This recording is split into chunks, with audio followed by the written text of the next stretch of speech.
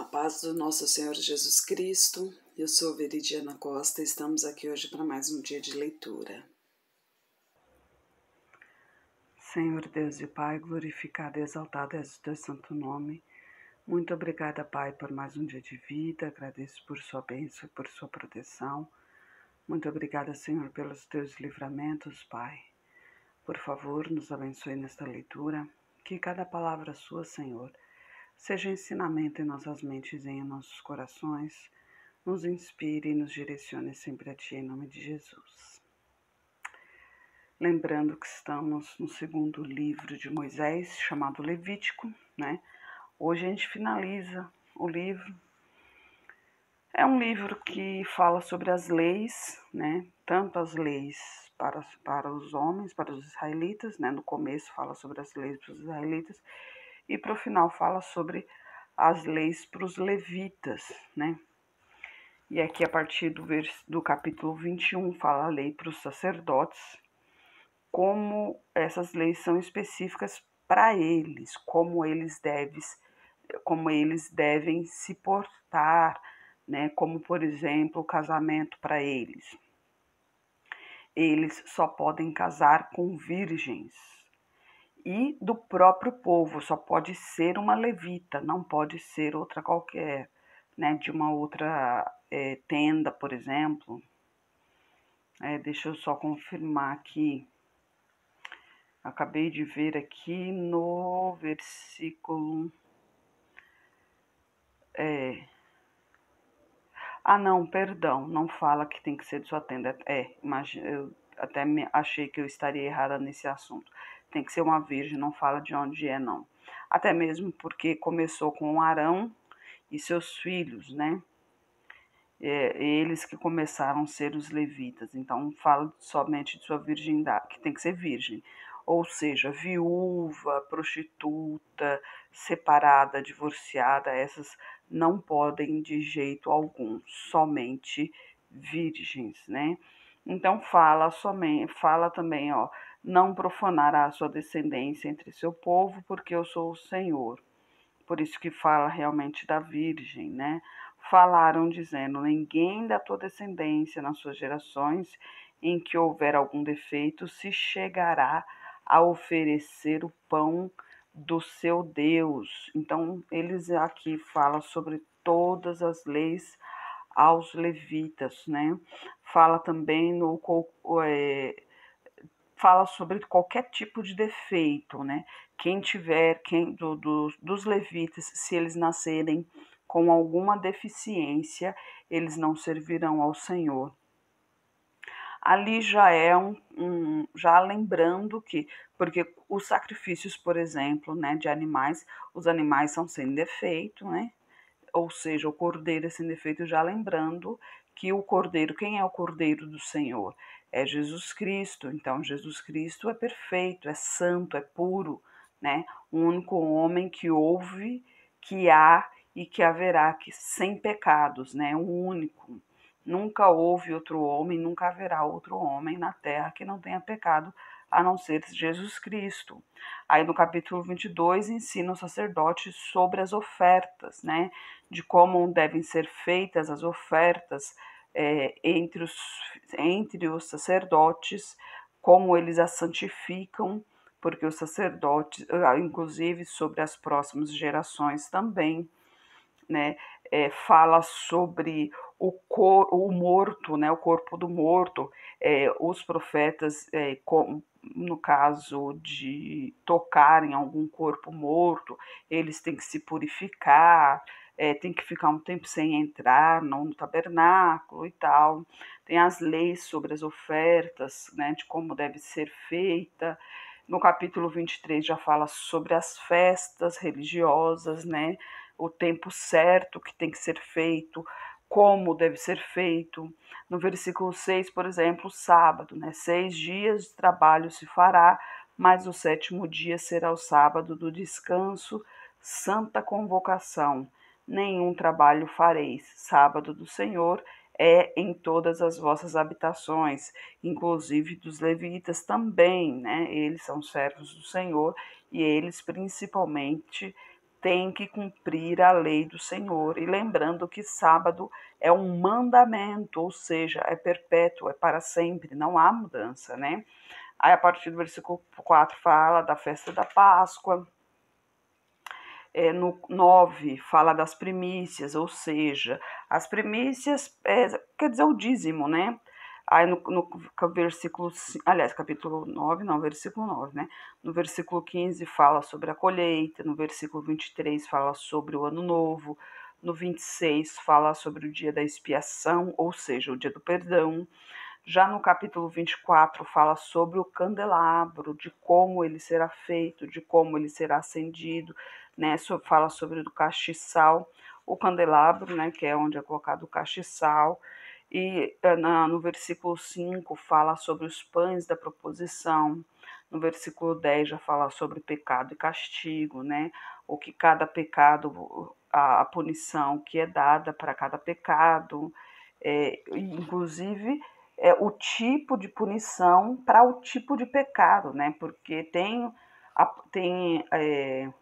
por exemplo, alguém machucar uma pessoa com intenção e sem intenção. Então a punição é diferente. Como também nos dias de hoje também tem isso também, né? No capítulo 25, o ano sabático. Falou mais o Senhor a Moisés no monte Sinai, dizendo: Fala aos filhos de Israel e dize-lhes: Quando tiverdes entrado na terra que eu vos dou, então a terra guardará um sábado ao Senhor. 6 anos semearás a tua terra, e 6 anos podarás a tua vinha, e colherás os seus frutos. Porém, ao 7º ano haverá sábado de descanso para a terra, um sábado do Senhor. Não semearás o teu campo, nem podarás a sua vinha. O que nascer de si mesmo, na tua cega, não colherás. As uvas da tua vide, não tratada, não vindimarás. Ano de descanso será para a terra, mas os frutos do sábado da terra vos serão por alimento, a ti, ao teu servo e à tua serva, ao teu diarista e ao estrangeiro que peregrina contigo, e ao teu gado e aos teus animais que estão na tua terra. Todo o seu produto será por mantimento. Olha só que interessante. Até a terra tem o seu ano sabático, né? A própria palavra de Deus diz que o ano dele é diferente dos nossos. Então, na terra não tem como contar 7 dias, 6 dias de plantação e um dia de descanso, né? Então, é o ano sabático, que é o 7º ano. A partir do versículo 8, ano do jubileu, né? Contará 7 semanas, 7 vezes 7 anos, de maneira que os dias das 7 semanas de 7 anos serão 49 anos. Então, no mês 7º, ao 10 do mês, farás passar a trombeta do jubileu. No dia da expiação, fareis passar a trombeta por conta da vossa terra. E santificareis o ano 50º, e apregoareis liberdade na terra a todos os seus moradores. Ano de jubileu vos será. Então tornareis cada um a sua possessão, e cada um a sua família. O ano 50º vos será jubileu. Não semeareis, nem colhereis o que nele nascer de si mesmo, nem nele vindimareis as uvas das vossas as uvas das separações, né? Continua falando. No capítulo 26, bênçãos aos obedientes, né? Aí é o interessante. Então, quem obedece ao Senhor, obviamente, recebe a bênção do Senhor. Mas, eu vou obedecer ao Senhor para receber bênção. Aí também não, né, gente? Eu vou obedecer ao Senhor para ter o meu galardão. O meu galardão vai ser o quê? A vida eterna ao lado do Senhor, né? Que esse é o nosso objetivo, é agradar ao Senhor hoje, é viver no caminho do Senhor, para quê? Para que eu possa ser salva e assim viver no reino de Deus eternamente no dia do julgamento, né? É para que o meu nome seja escrito no livro da vida e lá eu possa viver eternamente longe dessa loucura toda que não haverá mais, né? Depois do fogo de enxofre, onde todo pecado será queimado. Então, no capítulo 26, não fareis para vós ídolos, nem vos levantareis imagens de escultura, nem estátua, nem poreis figura de pedra na vossa terra, para não inclinar-vos a ela, porque eu sou o Senhor vosso Deus. Aí aqui ele está repetindo, né, os mandamentos, repetindo as leis, para que as pessoas tenham consciência das leis. Por quê? Porque se não tiver consciência das leis, também não terá consciência que estará sendo desobediente. E fala sobre o castigo a partir do versículo 14. Mas se não me ouvides e não cumprides todos os meus mandamentos, e se rejeitares os meus estatutos, e a vossa alma se enfadar dos meus juízos, não cumprindo todos os meus mandamentos para invalidar a minha aliança, então eu também vos farei isto: porei sobre vós terror, a tuberculose e a febre ardente, que consumam os vossos olhos e atormentem a alma, e semeareis em vão a vossa semente, pois os vossos inimigos a comerão, né? Então, aqueles que seguem ao Senhor tem a sua bênção, tem a sua piedade, a sua misericórdia, mas aqueles que não seguem ao Senhor, infelizmente, não verá da sua glória. E para finalizar, o capítulo 27, votos especiais. Falou mais o Senhor a Moisés, dizendo: Fala aos filhos de Israel e dize-lhes: quando alguém fizer particular voto, segundo a tua avaliação, serão as pessoas ao Senhor. Se for a tua avaliação de um homem da idade de 20 anos até a idade de 70 anos, será a tua avaliação de 50 ciclos de prata, segundo o ciclo do santuário. Porém, se for mulher, a tua avaliação será de 30 ciclos. Naquela época, os votos eram feitos somente em dinheiro, né? Em dinheiro ou em animais, coisas do tipo, que era o que tinham na época. Hoje em dia, apesar que hoje em dia normalmente votos também são feitos em dinheiro, mas hoje o nome de Deus está tão banal, né? É uma coisa tão banal que a gente vê, as pessoas usam o nome de Deus tão em vão que sinceramente dá até medo de você ir numa igreja e fazer um voto, porque, sinceramente, eu sou mais você conversar com o Senhor nos aposentos. A Bíblia nos ensina que para você fazer uma boa oração, você vai para os seus aposentos, né? E converse ali com o Senhor. Então, eu sou mais você conversar ali com o Senhor, nos seus aposentos. Não que você não deva ir à igreja, pelo contrário, você deve ir, né? Afinal de contas, a palavra de Deus diz: onde dois ou mais falar em meu nome, lá eu estarei. Então, Deus está nos templos, por quê? Não porque são templos, porque são casas de oração. Porque Deus não vive em obras feitas por mãos humanas, mas ele está presente, por quê? Porque as pessoas estão falando o nome dele, por isso ele se torna presente ali. Então é bom todos em comum acordo ali falando em nome do Senhor. Mas, como eu comentei recentemente, preste atenção, converse com Deus, né? Porque muitas vezes a gente é iludido, às vezes o próprio demônio se disfarça de anjo de luz. E isso não sou eu quem diz isso é o próprio Deus através da Bíblia aqui. E me perdoe não dizer aonde está, porque minha memória é ruim, mas no Google mesmo você pode pesquisar aí, onde diz que o demônio se disfarça de anjo de luz na Bíblia, que você vai achar onde está dizendo. Gente, tudo que eu falo aqui é baseado na Bíblia, tá?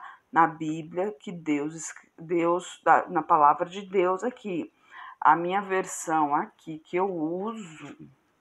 Ah, não, perdão. Hoje, como eu estou em São Paulo, eu estou usando a Bíblia da minha mãe, né? Eu saí correndo de casa e, como já comentei aqui o que aconteceu, e a Bíblia, eu falei, a Bíblia ia ficar não sabia o tempo exato que eu ia ficar aqui, e eu não podia ter o excesso de bagagem, então não tinha como trazer a Bíblia. E como eu tenho a Bíblia online, né, no celular, então eu falei, não vou optar por ficar a Bíblia, porque meu esposo, ele não sabe acessar a Bíblia no telefone. Então ele lê a minha Bíblia, né, que infelizmente nós não temos duas, temos uma Bíblia, que foi inclusive a última vez que eu vim aqui que minha mãe me deu a Bíblia.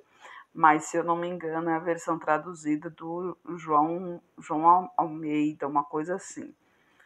Eu me esqueci o nome dele, mas é muito conhecido. Acho que é a mais comum. Mas tem várias traduções, mas independente da sua tradução, pode modificar as palavras, mas o intuito, o objetivo ali é o mesmo. Muda uma palavrinha ou outra, mas o sentido da frase é a mesma coisa. Então, assim, o que está escrito na Bíblia não muda, é a palavra de Deus que está ali. O que acontece? Muitas pessoas se utilizam de um verso ou outro para falar em próprio benefício, para te iludir muitas vezes. Então, o que você deve fazer? Quando você vai a um pregador e ele está falando sobre um versículo, então é bom você anotar esse versículo, presta atenção, obviamente, na pregação, e chegando em casa, procure ler o capítulo todo para ver se esse versículo condiz com o que ele está falando. Porque muitas vezes esse versículo vai estar falando coisas que não tem nada a ver com o que realmente está escrito naquele capítulo. Provavelmente ele vai estar falando coisas que é interessante para a igreja dele, para o templo dele. Então preste muita atenção, tem falsos profetas aí. E a Bíblia é a única palavra de Deus verdadeiramente, que não mente, que a gente tem certeza que realmente a palavra de Deus é a Bíblia. Pastores podem mentir, não são todos, obviamente. Tem os servos do Senhor, tem muitos aí que têm a unção do Senhor. Inclusive na mídia a gente encontra bastante aí, você pode pesquisar, pode ouvir, e hoje com a internet, né, com a tecnologia fica mais fácil porque tem o Google para você pesquisar, facilita bastante. A gente que não tem a destreza de mexer com a Bíblia, facilita bastante. Poxa, eu vi a liderança religiosa ali falando tal coisa. Será que isso realmente está na Bíblia? Então você vai lá no Google e digita o que ele falou, aí coloca na Bíblia. E ali vai dizer se realmente aquilo está na Bíblia ou não, né? É muito interessante isso. Então, gente, pense bem, né?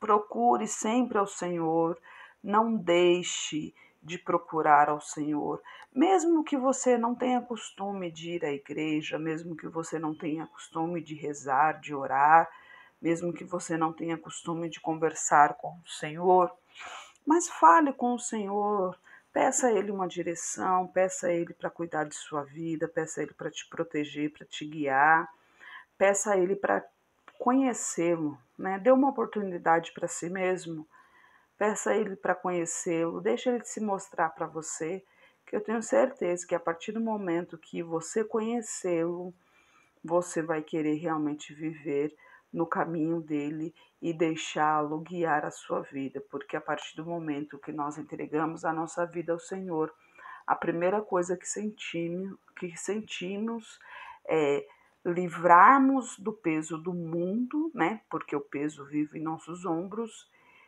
e sentir a leveza de Deus, né? Porque, como Deus diz, o meu fardo é leve, a leveza de Deus. e a paz no coração, que essa paz, somente Deus é capaz de dar essa paz. Então, dê essa oportunidade para si mesmo, para que você possa realmente ter uma vida, não digo uma vida tranquila, mas uma vida de paz. Por quê? Você não vai deixar de ter problemas. Você seguir a Deus, você não vai deixar de ter problemas aqui no mundo, porque o mundo é para todos, né? Como diz a palavra de Deus, o sol é para todos. A diferença é que quem segue ao Senhor tem a proteção do Senhor. Então a gente tem a garantia de salvação e principalmente a gente tem a garantia de viver num mundo que o Senhor fez para nós, que é o reino de Deus, né? Essa é a busca maior nossa, né? Então por isso que a gente divulga cada vez mais a palavra do Senhor, para que mais pessoas possam ter essa oportunidade. Então, não deixe se perder, tá? Não deixe para a última hora, porque a gente não sabe quando Jesus volta. O que a gente sabe é que não falta muito tempo, não. A gente vê aí tanta coisa ruim acontecendo, filho matando pai, mãe matando filho, e tanta guerra, né? E vulcões e terremotos e não sei o quê. Então, a gente sabe que realmente está nos fins dos tempos. Então, procure, busque enquanto se pode achar. Senhor Deus e Pai, glorificado e exaltado és o teu santo nome. Muito obrigada, Pai, por esse dia, Senhor. Muito obrigada por tuas palavras, Pai. Muito obrigada, Senhor, pela oportunidade de mais uma vez ouvir sobre ti, Senhor. Eu peço, Pai, que esteja com essa pessoa que está orando comigo, Pai. Manifesta o teu poder na vida dela, Senhor. Toque onde ela mais precisa de ti, Pai. Toque em sua saúde, em suas finanças, toque em seu lar, toque em seus pensamentos, Senhor. Toque em seu coração. Em nome de Jesus, Pai. Eu peço a Ti por toda a minha parentela, por toda a parentela de meu esposo.